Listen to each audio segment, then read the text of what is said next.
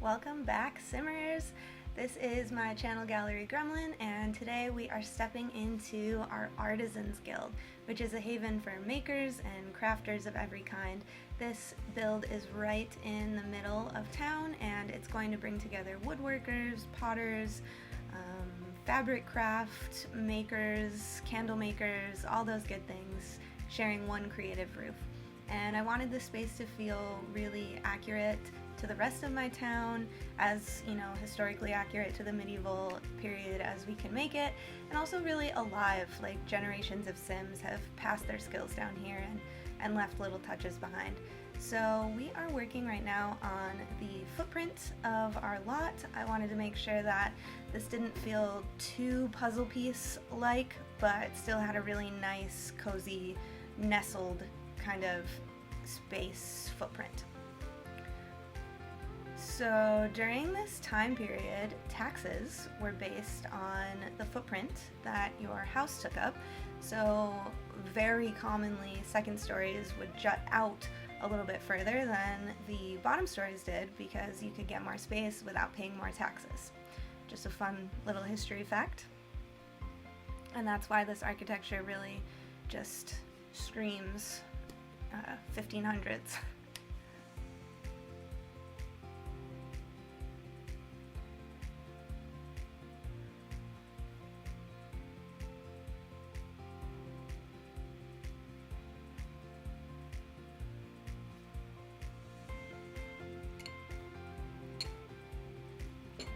Part of the reason an Artisans Guild felt so appropriate for this town is because most of my residential lots are either residential rentals or they're very small with a lot of people living in them. So there's not a lot of room for hobbies, there's not a lot of free space, there's not a lot of personal space, which was very common, for that time period.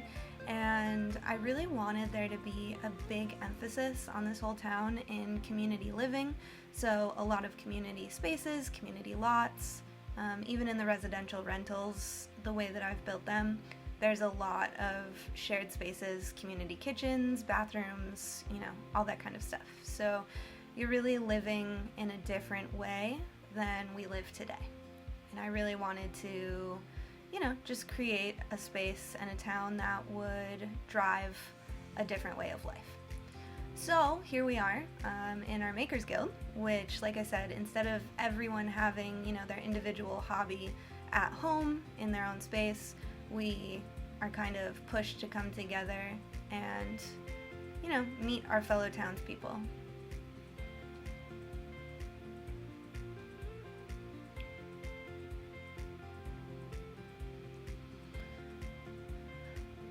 And there's not much to say about a community bathroom, public bathroom, but here we are. And at this point, I really just started grabbing all of the hobby benches that I wanted to use. So I didn't take them all. I used the ones that, were appropriate to the time period. And then started kind of placing them based on their similarities to each other.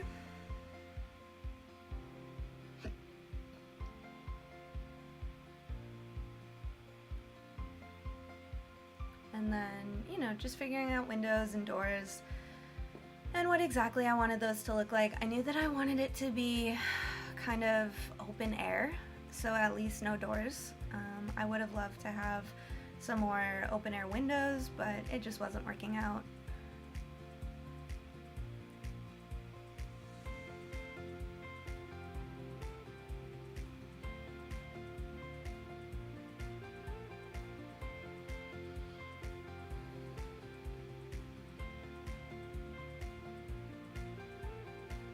Figuring out this roof was a little strange. I did find a good solution in the end. Kind of a workaround with that, two-piece roof so that I can control the push out of the eaves. And I was so happy with how those stairs tucked right in to that little alleyway. And then I did want to have this tower be the stairwell because that's just the perfect space for it. And I messed around a little bit with how that was going to work out, how we were going to access the stairs, what was going to make the most sense.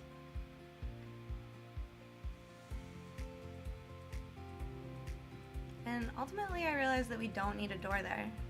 So we are only accessing it from the outside, and that gives us access to this room up at the top, across this sort of bridge, archway.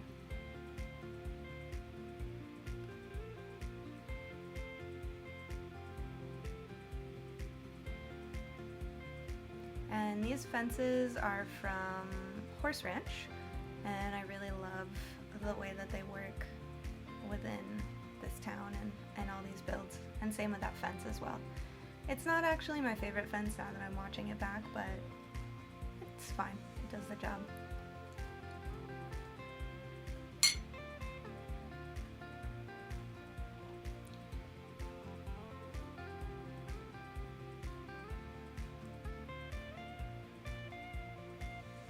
And just a little bit of light, landscaping here.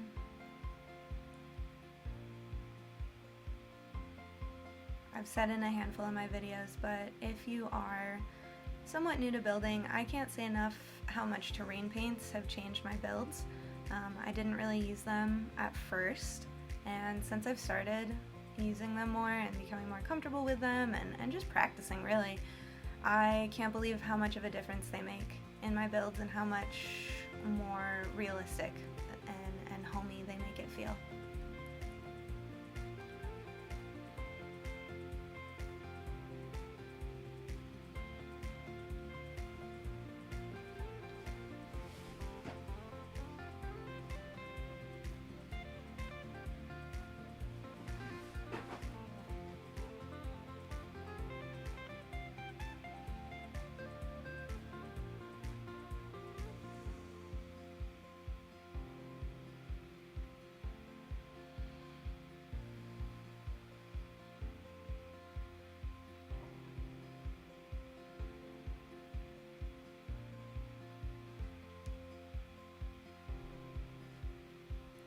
And for my flowers, I chose to do potted plants and potted flowers outside, and I'm really not sure why.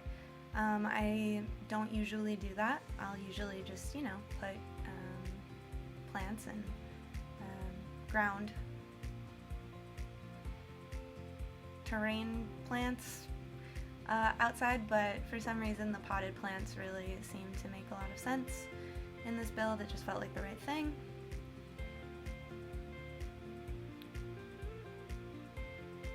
I guess probably because it's like a town.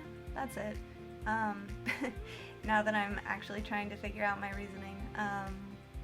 Yeah, it's in town, and it is sort of like this whole stone covered ground lot, and so it's not exactly hospitable to garden beds, and it just felt like, potted flowers was the right choice, as you might see like outside of a shop on a sidewalk.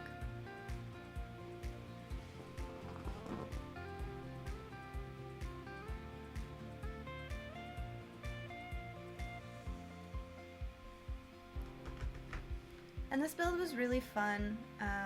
I did go a little, ever so slightly, lighter on the sort of clutter and decor than I usually do, especially just because it was a community lot, so it feels like a little empty to me, but I think it still has a lot of personality. And then I did put some flowers in here that once I'm in gameplay, I'll have someone come in and mess around with those. But this was for my flower arranging area, and of course we need some flowers, so I wanted there to be a little bit of a flower garden over there. And then we also have our apothecary table and our gemology table, jewelry making table. And these all felt, I don't know, somehow like earthy. I think that's why I grouped them together. It's like foraging and then creating.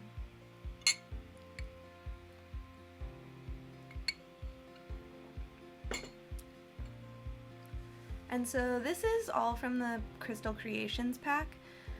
And there's a lot of stuff in here, almost too much, if I can complain for just one small second. Within my sort of like decor and my clutter, there are just so many pieces of jewelry now. It's like many rows that I have to go through.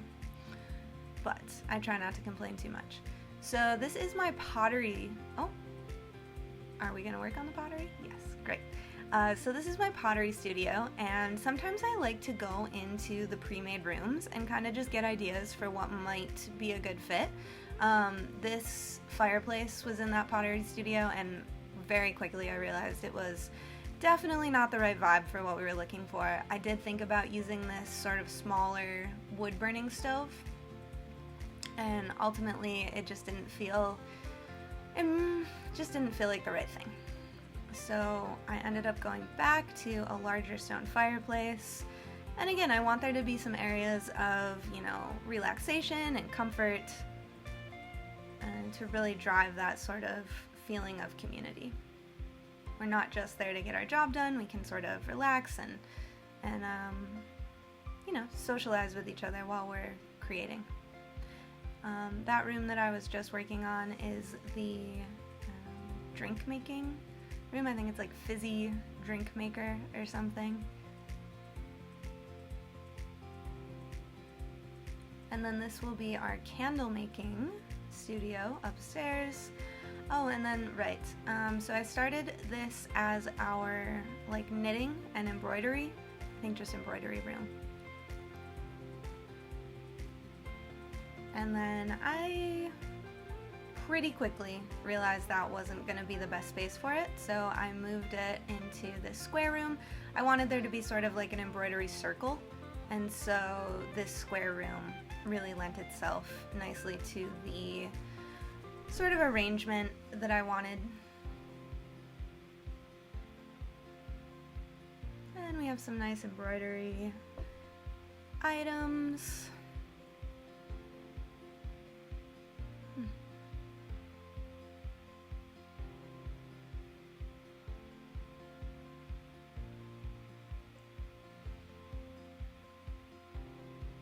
And then I realized this would be great for an art studio. When I started all of this, I didn't really know exactly what skills I was going to use in my guild, but that just worked out really well for an art studio. And then we have all of our candles here, candle making, so this would be just sort of storage for, maybe works in progress or things that someone decided maybe we didn't need anymore. And that's some wax right there for the candles, soy wax. So yeah, some, supplies and things like that. We gotta have a lot of nice light in our art studio. And then moving on to a little bit more of our decor.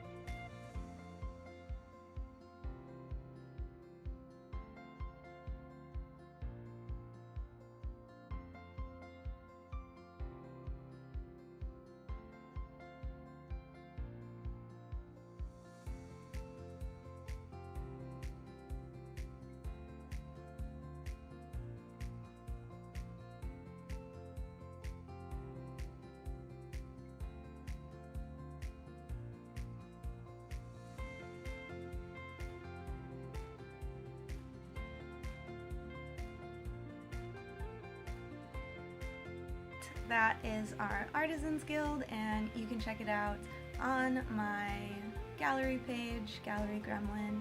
And I want to talk a little bit about my next video. So the next video that I'll be putting out is this underground fairy chambers is what I'm calling it in my mind.